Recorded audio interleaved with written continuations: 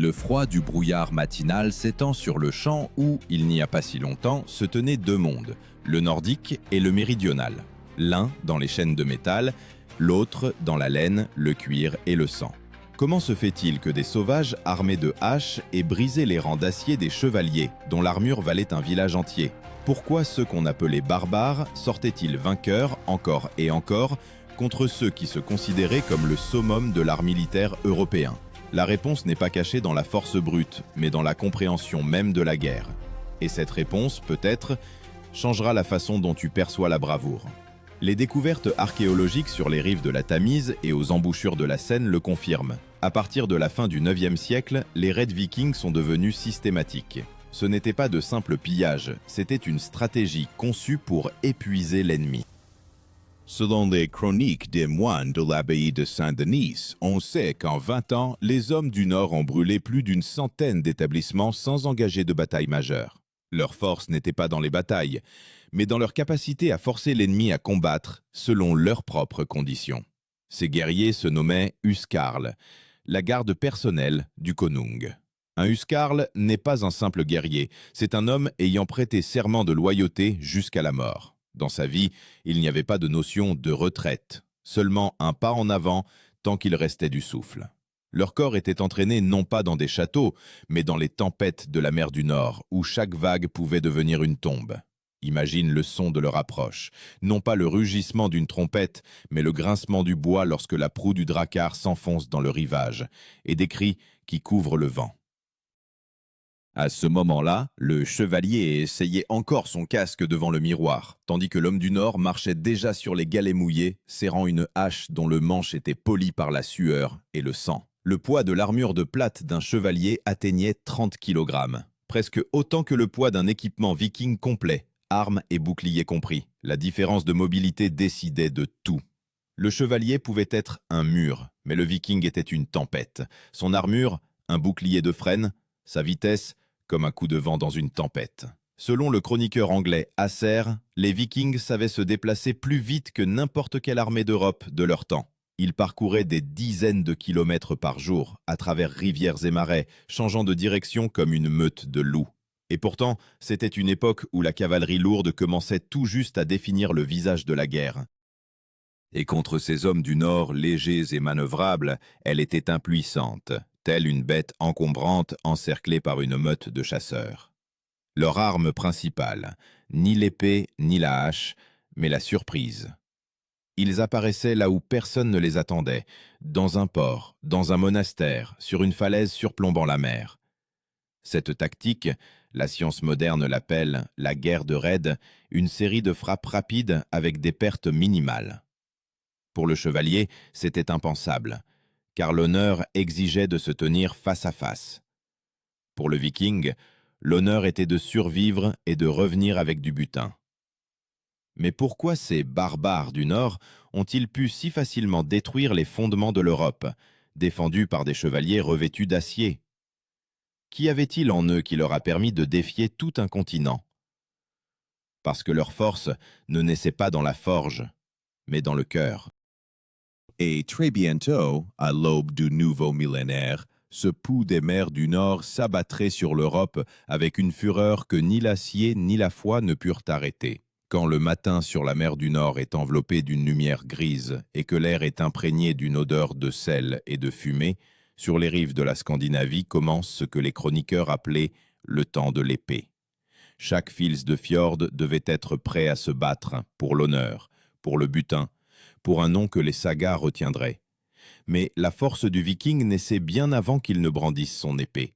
Elle se forgeait dans le froid, la faim et des entraînements sans fin, transformant l'homme en instrument de bataille.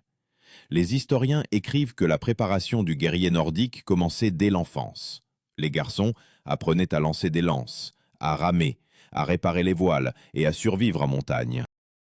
Quand le chevalier européen apprenait à tenir les rênes, le Scandinave naviguait déjà un bateau dans la tempête. Cette éducation posait les bases de ce qui déterminerait plus tard l'issue de nombreuses batailles, l'endurance physique et la résilience psychologique. Les découvertes archéologiques à Birka et Trøsa montrent les armures des Vikings étaient légères et leurs armes fonctionnelles. Le poids d'une cotte de maille dépassait rarement 10 kg et les casques étaient fabriqués sans visière pour ne pas limiter le champ de vision. Leur principe principal, ne pas être protégé mais être le premier à frapper. Et en cela réside l'essence de l'approche nordique de la guerre. Un tel style de combat exigeait non pas de la discipline comme dans les ordres chevaleresques, mais de la synchronisation. Lorsque des dizaines de guerriers partaient à l'attaque épaule contre épaule, ils se déplaçaient comme une seule entité. Cette formation était appelée la muraille de boucliers, et les boucliers de frêne se rejoignaient pour former un organisme vivant unique capable de supporter l'assaut de la cavalerie tout en restant mobile. La muraille de boucliers, ce n'est pas seulement une ligne de défense, c'est le souffle de dizaines d'hommes fusionnant dans le rythme du combat. Quand un bouclier se brisait, le voisin couvrait la brèche. Quand un guerrier tombait, le suivant prenait sa place. Ce principe est comme le cœur d'un drakkar, où chaque planche maintient à flot la coque entière. Le chevalier combattait seul pour la gloire, le viking ensemble pour la victoire. Dans les sagas scandinaves, il existe le terme drakkar, un long navire avec un dragon sculpté à la proue. Pour l'homme moderne, c'est un simple symbole, mais pour les hommes du Nord, une créature vivante. Il disait « Notre drakkar respire quand nous ramons ». Le navire était une extension du corps, une maison de combat qui pouvait transporter les guerriers jusqu'au cœur même de l'ennemi. Des études modernes montrent que le drakkar pouvait parcourir jusqu'à 100 km par jour sur les fleuves et les mers. Grâce à son faible tirant d'eau, le navire accostait facilement sur la rive, même dans les marais ou sur le sable. Cela transformait les Vikings en fantômes, surgissant de nulle part. Leur arrivée était impossible à prévoir. Les historiens divergent sur le lieu exact des premiers affrontements majeurs entre Vikings et chevaliers. Mais une chose est claire, les hommes du Nord savaient à l'avance contre qui ils devraient combattre. Ils étudiaient l'ennemi, ses habitudes, ses itinéraires, ses faiblesses. C'était une approche de reconnaissance, rare pour l'époque. Les guerriers, ayant grandi parmi les glaces, comprenaient. Ce n'est pas le plus fort qui survit, mais celui qui observe le plus attentivement. La chevalerie était bâtie sur l'idée de prévisibilité, le duel, le code, le combat singulier. Le viking brisait cela. Il ne suivait pas les règles. Il pouvait attaquer la nuit, pendant une tempête, pendant la prière. Son objectif, non pas l'honneur, mais le résultat. Et c'est précisément pourquoi, lors des affrontements avec les armées féodales, il remportait souvent la victoire.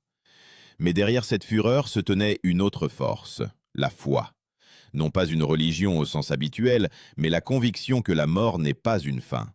Le viking n'avait pas peur de mourir, car il savait, périr l'épée à la main, c'est accéder au Valhalla, les salles d'Odin.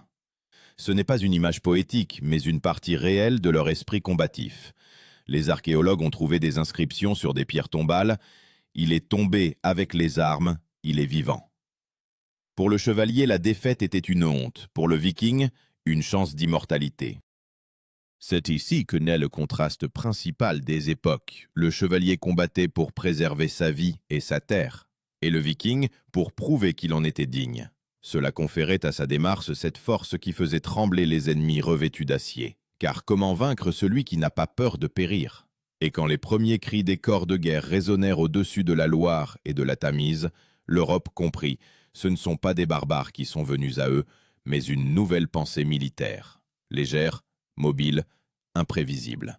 Elle apporta une tempête contre laquelle aucun code chevaleresque ne put lever de bouclier.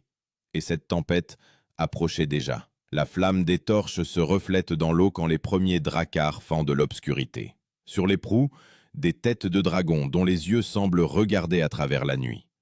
Ainsi commence l'une des opérations les plus audacieuses du Haut Moyen-Âge, l'expédition des Vikings sur les terres des Francs.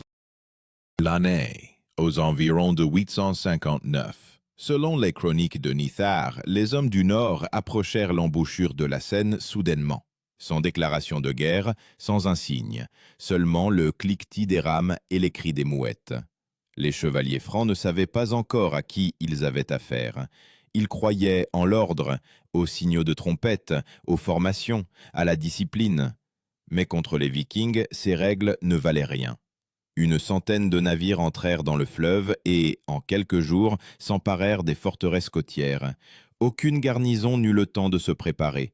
L'ennemi était venu non par la route, mais par l'eau. Les contemporains appelaient cette tactique l'attaque par la mer. Aujourd'hui, les historiens expliquent, c'était la première forme de guerre amphibie. Le terme clé, Blitzkrieg, il désigne une frappe rapide sur les points faibles avant que l'ennemi ne rassemble ses forces. Les Vikings ne cherchaient pas à tenir le territoire, ils agissaient comme une tempête, frapper, disparaître. L'image de cette guerre est simple, comme si la force de la nature elle-même était sortie de la mer et avait tout balayé sur son passage. Quand les chevaliers se réunissaient en conseil, les hommes du Nord partaient déjà avec leur butin. Les archéologues ont trouvé dans la région de Rouen des dizaines de pointes de lances, de fragments de boucliers et des restes de clous de navires, des traces d'affrontements soudains où chaque combat durait des minutes. Les chevaliers en armure, dont les mouvements étaient entravés par des kilogrammes d'acier, se retrouvaient impuissants dans la boue et près de l'eau. Le poids de leur armure atteignait 35 kg, auxquels s'ajoutaient l'épée, le bouclier, le casque et les étriers. Le Viking, lui, pouvait courir jusqu'aux genoux dans la vase, sauter dans l'eau, frapper et se retirer aussitôt. Dans son arsenal, il y avait la flexibilité. Chez le chevalier, la fierté. Le chroniqueur de Fulda écrivait que les commandants francs ne comprenaient pas comment l'ennemi combattait sans ordre. Mais ce chaos était minutieusement pensé. Avant le débarquement, les Vikings formaient une ligne de boucliers, se couvrant mutuellement. Leur ligne de front tenait l'assaut et la ligne arrière portait des coups en retour, courts, vifs, comme des rafales de vent. Parmi les armes, le saxe, une courte épée à un seul tranchant, occupait une place particulière. Le saxe ne brillait pas comme une lame de chevalier, mais il était idéal au corps à corps. On pouvait l'utiliser pour poignarder et trancher sous n'importe quel angle. Selon les découvertes à Hedeby, la longueur du saxe dépassait rarement 70 cm, mais il était manié avec une telle vitesse que les chevaliers ne comprenaient souvent même pas d'où venait le coup. Les combats contre les Vikings ne ressemblaient pas aux batailles traditionnelles. Ce n'était pas une attaque frontale, c'était une chasse. Les hommes du Nord encerclaient l'ennemi, frappaient par les flancs, tendaient des embuscades au passage. Chaque pierre, chaque rivière devenait une partie de leur arme. Dans les chroniques d'Angleterre de l'époque, on trouve souvent la phrase « Ils sont venus du brouillard ». Ce n'est pas une image poétique, mais une description littérale. Les Vikings utilisaient la vapeur matinale et la pluie pour masquer leurs mouvements. Mais derrière cette mobilité se tenait une structure rigoureuse. Au centre de l'ordre de bataille se trouvait toujours le konung ou le jarl, et autour de lui, les huskarls, sa garde personnelle. Il ne se contentait pas de protéger le chef, il servait de pilier à toute l'armée. Si les huskarls tenaient bon, l'armée ne fléchirait pas. S'ils tombaient, la bataille était considérée comme perdue. Leur ténacité est devenue légendaire. Il était dit qu'un seul huskarl pouvait tenir sa position contre 3 chevaliers, parce qu'il ne craignait pas la douleur. Il était entraîné à combattre en formation serrée, à utiliser non seulement son épée, mais aussi tout ce qui lui tombait sous la main. Un fragment de bouclier, une pierre, un couteau. Ses muscles étaient comme les cordes d'un navire, tendus à l'extrême. Et lorsqu'une attaque de cavalerie s'abattait sur lui, il tombait simplement sur un genou, laissant passer le coup, puis frappait le flanc du cheval. De nombreux chroniqueurs accusaient les Vikings de ruse, mais cette ruse même a marqué le début d'une nouvelle compréhension de la guerre. Flexibilité, rapidité, initiative. Ils ne reconnaissaient pas les règles sacrées du combat, mais comprenaient la valeur de chaque seconde. Pour eux, ce n'était pas le rituel qui importait, mais le résultat. Et l'Europe fut confrontée pour la première fois à un adversaire que l'on ne pouvait vaincre par la peur. Car le Viking lui-même était l'incarnation de la peur. Non pas une peur personnelle, mais une peur ancestrale, comme le froid de la mer. Et cette peur, une fois libérée sur terre, il était déjà impossible de la refouler dans les vagues. Au-dessus des plaines d'Angleterre s'étend un brouillard, épais et lourd, comme le souffle de la terre avant la tempête. Des centaines de chevaliers se rangent en ordre de bataille. Boucliers, lances, chevaux, étendards. Le cliquetis du métal emplit l'air. Chaque plaque d'acier est ajustée, chaque sangle est tendue à l'extrême. En face, de l'autre côté de la rivière, les Vikings sont silencieux. Ils se tiennent là, en tunique de laine, avec des ceintures de cuir, des boucliers ronds et des haches qui semblent avoir absorbé le sang de dizaines de batailles. Deux mondes se regardent. L'un, symbole de pouvoir et d'ordre, l'autre, incarnation de liberté et de chaos. Cette scène est décrite dans les chroniques de la bataille de Maldon en l'an 991. Les chevaliers anglo-saxons, revêtus de cottes de mailles, s'étaient rangés sur la rive pour empêcher les hommes du nord de traverser. Ils étaient commandés par Burt-Not, comte d'Essex. Il croyait en l'honneur du combat et permit à l'ennemi de traverser la rivière pour combattre selon les règles. Le chroniqueur, qui écrivit cela plus tard, nota « Ainsi l'honneur devint sa perte ». Quand les Vikings posèrent le pied sur la rive, ils n'attendirent pas de signal. Ils frappèrent les premiers. C'est ici que l'Europe fut confrontée pour la première fois à ce qui sera plus tard appelé la mobilité agressive, la capacité d'attaquer instantanément sans perdre sa formation. Ce stratagème des Vikings s'appelait le Svinfylking, le cochon. C'est ainsi qu'ils nommaient la formation en coin qui s'enfonçait dans les rangs ennemis, brisant son centre. Ce n'était pas seulement une manœuvre, c'était l'incarnation de leur esprit. Un coup direct, sans hésitation. Imagine ce moment. Le rugissement des corps, le crissement du métal, les chocs des boucliers. Les Vikings dévalent la pente en courant, criant un seul mot. « Odin !» Les chevaliers descendent de cheval, tentent de maintenir la ligne, mais le coin des hommes du Nord les percute avec la force d'une vague marine. La première rangée tombe. La seconde n'a pas le temps de se reformer. Chaque coup de hache fend le bois et la chair. Les chroniques rapportent que les Vikings ne faisaient pas de distinction entre nobles et roturiers. Leur but n'était pas de faire des prisonniers, mais de détruire.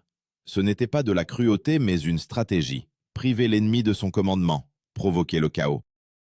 Les archéologues ont trouvé sous Maldon des restes avec des crânes fendus, des coups de haut en bas, une trace typique de la hache de guerre, le brodex. Cette arme pesait environ 2 kg et pouvait percer même une cotte de maille. Le brodex n'était pas qu'une hache, mais un symbole de l'égalité nordique. Il était manié aussi bien par le jarl que par le paysan. D'un seul mouvement, il brisait l'armure comme du bois. Cette arme n'exigeait pas l'art chevaleresque, seulement de la détermination. Et la détermination des Vikings était absolue. Mais l'issue n'était pas seulement décidée par les armes. Les hommes du Nord savaient utiliser l'espace. Lorsque les chevaliers avançaient, les Vikings se retiraient dans les marais, attirant la cavalerie lourde. Les chevaux s'embourbaient, les lances se brisaient, la formation s'effondrait. Alors les hommes du Nord faisaient volte-face et frappaient les flancs. C'était une partie d'échecs vivante, où chaque coup était calculé. Seulement, au lieu des pièces, des hommes. Les chercheurs modernes estiment que le succès des Vikings s'expliquait par leur organisation. Malgré leur sauvagerie apparente, ils agissaient selon les signaux des corps. Chaque son signifiait une manœuvre, attaque, contournement, retraite. C'était un système de commandement primitif, mais précis, compréhensible même dans le bruit de la bataille. Quand la bataille de Maldon fut terminée, le champ était jonché de corps. Plus de la moitié des chevaliers étaient tombés. Le chroniqueur écrivit « Ils se sont battus courageusement, mais on ne peut pas tenir contre le vent ». Cette métaphore devint la clé de la compréhension de la confrontation entre deux mondes. Les chevaliers croyaient en l'armure, les Vikings en la vitesse. Leur esprit était nourri par la foi en la gloire posthume. Avant le combat, les Vikings tiraient au sort pour savoir qui était destiné à entrer au Valhalla. Ce rituel leur rappelait que l'issue était déjà décidée et la peur perdait tout son sens. Psychologiquement, ils étaient libres. Et un guerrier libre est plus dangereux que n'importe quel homme en armure. Les morts restaient sur le champ, mais la victoire appartenait aux vivants. Les noms des chevaliers tombés disparurent des chroniques, mais la gloire des hommes du Nord se répandit sur le continent. Leurs chants étaient entonnés même là où on les craignait, parce que ce n'était pas seulement une victoire au combat, c'était la fin d'une ère où l'armure était considérée comme invincible. Et pourtant, dans cette tempête, résonnait déjà le premier écho de l'avenir. Un affrontement où la force de l'acier allait enfin rencontrer la raison de la mer. Car les chevaliers commenceraient à apprendre de leurs ennemis. Mais avant cela, l'Europe allait traverser des décennies de feu, de pillage et de peur, où le nom de Viking ne signifierait pas un peuple, mais un phénomène. La cendre des feux de camp se dépose lentement sur le sol. Le vent porte l'odeur de brûlé et d'eau salée. Sur les rives de l'Europe, le silence n'est plus. Seulement les traces de monastères incendiés, de forts détruits et des centaines de croix plantées dans la terre. À partir du milieu du Xe siècle, les Vikings ne sont plus de simples pillards. Ils se transforment en souverains. Ceux qui venaient de la mer comme une tempête restent désormais sur terre comme un orage, devenu le vent de l'histoire. Les données archéologiques de York et Rouen le confirment. Les établissements des hommes du Nord se transformaient en villes. Ils construisaient des fortifications, frappaient des monnaies, adoptaient le christianisme, mais l'esprit de leur guerre ne s'est jamais éteint. Cet esprit est devenu le fondement d'une nouvelle culture militaire en Europe. Ironie du sort, ce sont précisément ceux que l'on considérait comme des destructeurs qui ont appris à l'Europe à faire la guerre d'une nouvelle manière. Le terme clé de cette période est la droujina. L'homme moderne entendra dans ce mot quelque chose de simple, presque quotidien. Mais à cette époque, c'était une forme particulière d'organisation militaire. La droujina est une alliance entre un chef et ses guerriers, liés non par un ordre, mais par un serment. C'était le prototype de la loyauté féodale, mais sans la grandiloquence chevaleresque. Chacun savait, sa place aux côtés du konung ne s'achetait pas, mais se méritait par le sang. La droujina scandinave était mobile. Alors que les armées européennes passaient des semaines à rassembler la milice, la droujina pouvait partir en campagne dès le lendemain. Cela a changé la conception même de la guerre. Les Vikings ont été les premiers à transformer des détachements en forces militaires professionnelles.